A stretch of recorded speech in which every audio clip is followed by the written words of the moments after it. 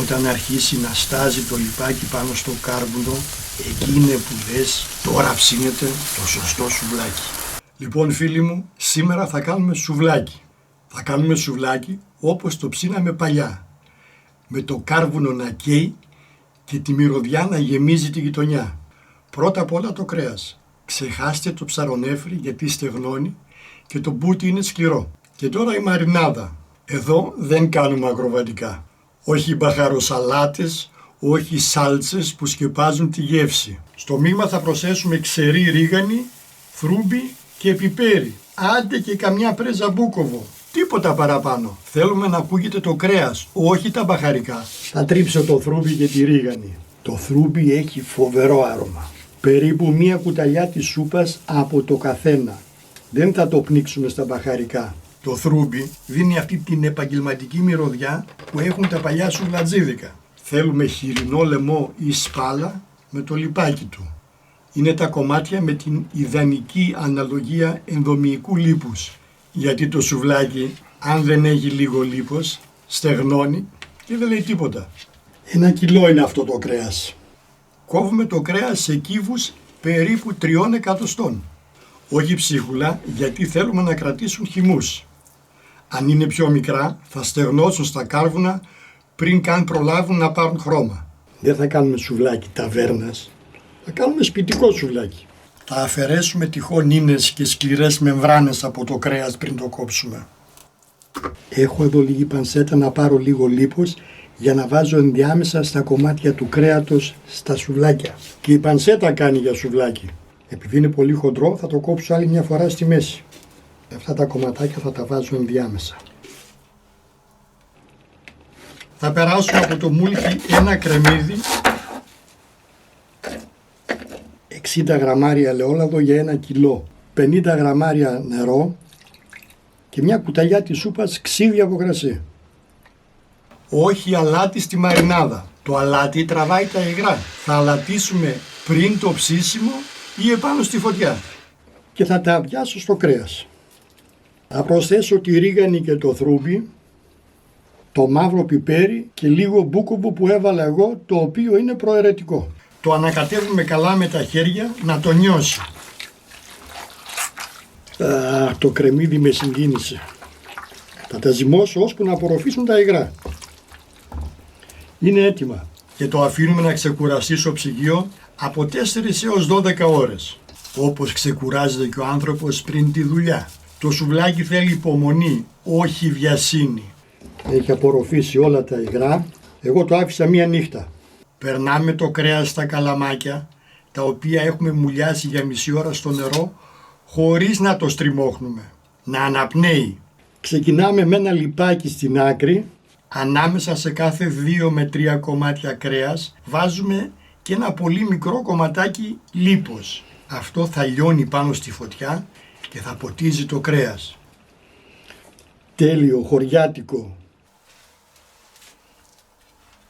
Έτοιμα περασμένα για ψήσιμο. Θα φτιάξω λίγο λαδολέμονο ή σαμέρι λάδι λεμόνι. Με αυτό θα περνάω τα σουβλάκια 2 λεπτά πριν τα βγάλω με ένα πινέλο ή με ένα κλονάρι ρίγανης.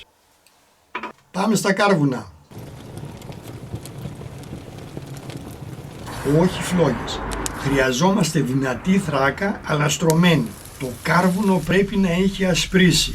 Η σχάρα πρέπει να απέχει από τα κάρβουνα περίπου 10 με 12 εκατοστά.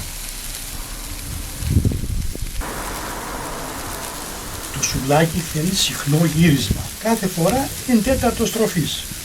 Τη συνταγή αυτή και άλλες διάφορες θα τις βρείτε και στο χρυσό σκουφάκι.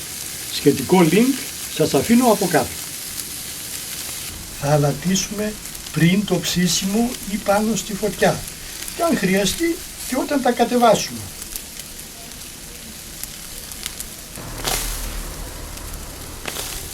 Μην το αφήνεις να καεί από τη μία πλευρά. Θέλουμε περίπου 10 με 12 λεπτά συνολικά. Δεν τα πατάμε, δεν τα τρυπάμε. Πάρε τις πίτες, λάδωσέ τες ελαφρώς και ακούμπησέ τες πάνω στα σουβλάκια όσο αυτά ψήνονται στα τελευταία λεπτά. Θα τραβήξουν τη μυρωδιά του καπνού και το λίπος από το κρέας.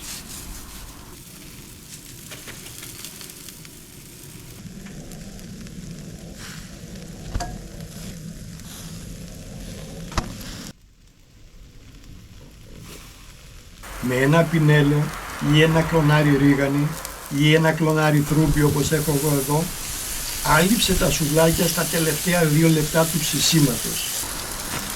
Εσείς φίλοι μου, όσο παίζει αυτό το βίντεο, πατήστε ένα like, είναι πάρα πολύ σημαντικό. Μοιραστείτε το βίντεο με τους φίλους σας στο διαδίκτυο να μεγαλώσει η εμβέλειά του. Κάντε εγγραφή στο κανάλι μου, αν δεν το έχετε κάνει ως τώρα, είναι εντελώς δωρεάν. Και όταν βρείτε λίγο χρόνο, γράψτε και κανένα σχόλιο. Μόλις τα βγάλεις, αλάτισέ τα με χοντρό αλάτι, αν δεν το έκανες πριν, και ρίξε επιπλέον ρίγανη.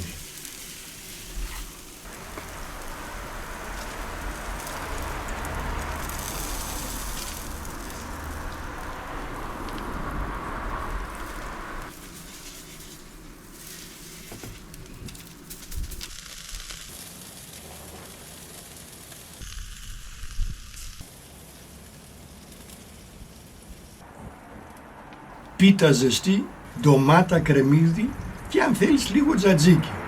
Λίγο όμως να μην σκεπάσει τη γεύση. Άντε και μια πικάντικη λαχανοσαλάτα πολίτικη που έφτιαξα εγώ σήμερα.